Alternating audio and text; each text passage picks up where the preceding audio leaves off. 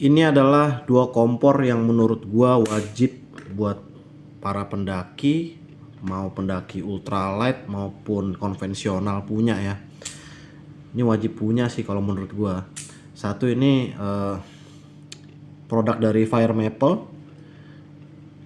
dengan tipe 116T.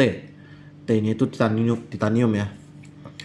Ini gua udah pakai sekitar kurang lebih udah mau 6 tahun dan ini masih oke banget, nggak ada kendala sama sekali. Karena gue juga memang suka rutin maintenance setiap kali pakai atau sudah ada api yang tersumbat dari tungkunya. Dan maintenance sih simpel ya, tinggal disemprot pakai kontak cleaner atau waktu itu gue punya karburator cleaner buat motor dan itu cukup efektif buat membersihkan kotoran-kotoran yang menyumbat tungkunya. Kenapa wajib punya dua ini? Dan yang satunya adalah Fire Maple 117T. Ini titanium juga. Kenapa gue bilang wajib punya? Karena kalau naik gunung itu biasanya kalau keluar pulau atau lintas pulau, kalau menggunakan pesawat kita butuh kompor yang lebih fleksibel untuk kebutuhan gasnya. Karena gas itu ada dua macam ya, ada gas kaleng biasa seperti ini, gas high cook. Nah, kurang lebih seperti ini gas yang konvensional yang biasa ada di minimarket atau supermarket. Kemudian gas kanister. Nah, seperti ini. Basicnya kompor ini menggunakan gas kanister. Jadi ulirnya langsung bisa connect.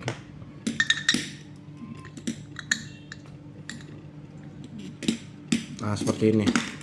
Jadi dia bisa langsung connect ke kanister tanpa adaptor. Sedangkan kalau dia dipasang di gas kaleng seperti ini, dia membutuhkan adaptor seperti ini. Jadi kalau ketika kita naik pesawat, kita nggak butuh bawa kanister karena nggak boleh ya, nggak boleh dibawa di cabin ataupun di bagasi karena cukup berbahaya dan memang dilarang. Dan fleksibilitas ini menggunakan adaptor yang kemudian ketika sudah sampai di tempat kota tujuan yang kita tuju, kita bisa mencari gas seperti ini dan dia bisa di-connect. Jadi pengaplikasiannya seperti ini ya. Jadi cukup fleksibel. Dia bisa pakai gas kanister ataupun gas kaleng biasa seperti ini. Sedangkan kalau perjalanan kita atau tujuan pendakian kita masih di dalam satu pulau dan kita menggunakan perjalanan darat, kompor ini lebih ringkas dan lebih efisien tentunya. Karena dengan gas kecil seperti ini tidak banyak memakan tempat dan juga lebih ringan dibanding gas kaleng yang seperti ini. Dan ini kapasitasnya yang 100 gram atau 110 gram ya. Dia jadi kecil karena dia ada, kalau nggak salah ada 3 tipe ya, 100 gram, 200 gram, dan 400 gram. Cuman kalau gaya pendakian ultralight atau lightweight backpacking biasanya sih pakainya yang kecil aja, cukup untuk pendakian 2 hari 1 malam. Dan kalau ini kemungkinan bisa 3 hari 2 malam, kalau tergantung penggunaan juga sih. Tergantung penggunaan dan apa yang kita masak itu berpengaruh dari konsumsi bahan bakarnya sendiri ya. Jadi ini adalah kompor yang menggunakan kanister. Ini juga bisa pakai gas biasa, cuman tidak disarankan karena nantinya akan jadi terlalu tinggi posisinya dan itu rentan terjatuh dan bisa ambiar ya kalau lagi masak. Nah, Ini jadi terlalu tinggi kalau misalkan dia pengaplikasiannya seperti ini, dan ini tidak disarankan. Bisa diakalin. Itu kita kalau misalkan udah di campground atau di camp area itu biasanya orang ngakalinnya ngegali tanah yang dilubangi sampai posisi kalengnya ini tertanam di bawah dan tidak terlalu tinggi, dan itu cukup kokoh sih, pernah coba. Cuman tidak disarankan karena terlalu ribet menurut saya. Jadi harus digunakan sesuai peruntukannya.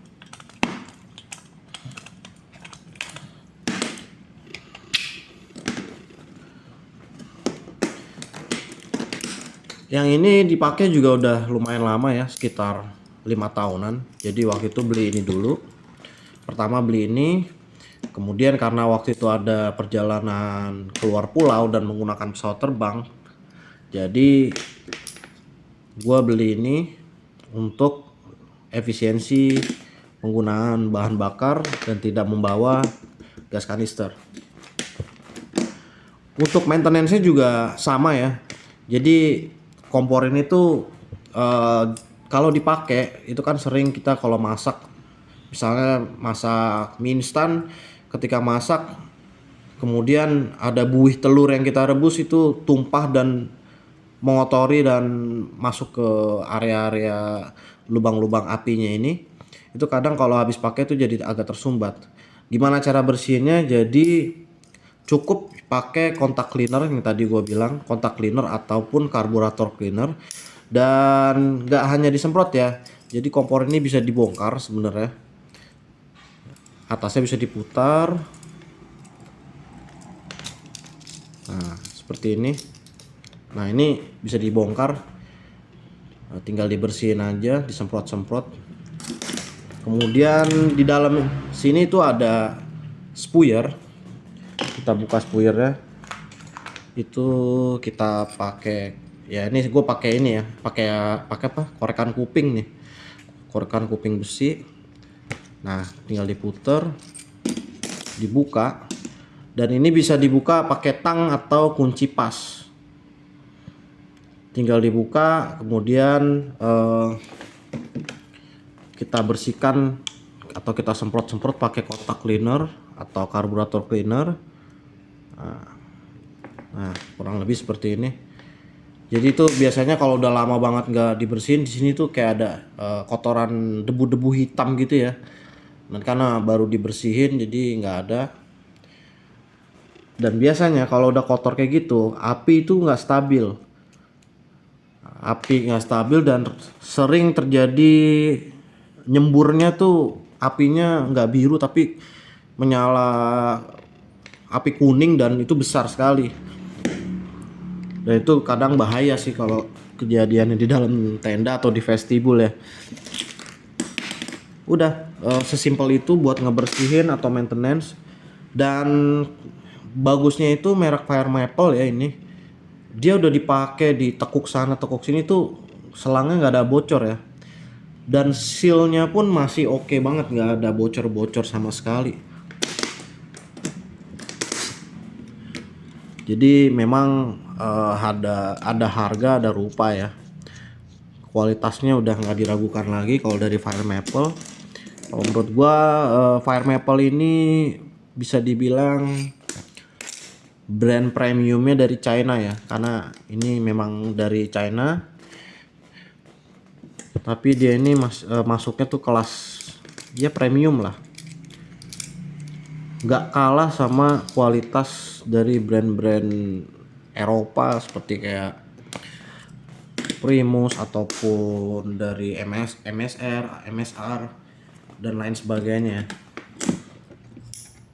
Dan selama pakai kompor ini tuh, kedua kompor ini tuh nggak ada mengecewakan sama sekali ya, karena apinya juga dia cukup lebar.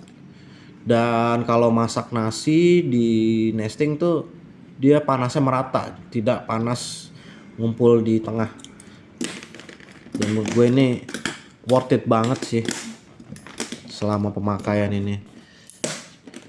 Jadi nggak ada alasan atau belum ada alasan buat ganti kompor sih selama punya kedua ini. Menurut gue ya sangat memuaskan. Dan apalagi ya, sama ini juga bisa dibongkar nih. Ini bisa dibongkar kalau mau dibersihin. Jadi di sini ada semacam baut dan dia ini pakai kunci L ya, kunci heksagon L, ukuran kecil ini ya, mungkin ini ukuran 1,5 atau 2 ini. Ini bisa dibongkar, bisa dibersihin juga. Sama cara bersihinnya kurang lebih seperti yang tadi gue jelaskan. Dan menurut gue kedua kompor ini oke banget, wajib punya. Yang satu ini buat lintas pulau atau lintas negara, bahkan kalau misalkan mau naik gunung ke luar negeri. Cuman ya tergantung ya gunung apa dulu. Karena beberapa kompor ada yang khusus untuk ekspedisi ya. Mungkin kalau kompor ini kayaknya buat di gunung-gunung es kayaknya kurang cocok sih. Tapi kalau buat gunung-gunung Indonesia ini tuh udah oke banget. Sangat mumpuni kedua kompor ini. Mungkin segitu aja dulu. Semoga bermanfaat, semoga bisa menambah inspirasi dan referensi buat teman-teman yang suka naik gunung atau camping. Mungkin kedua kompor ini bisa jadi rekomendasi atau bahan pertimbangan kalian untuk membelinya.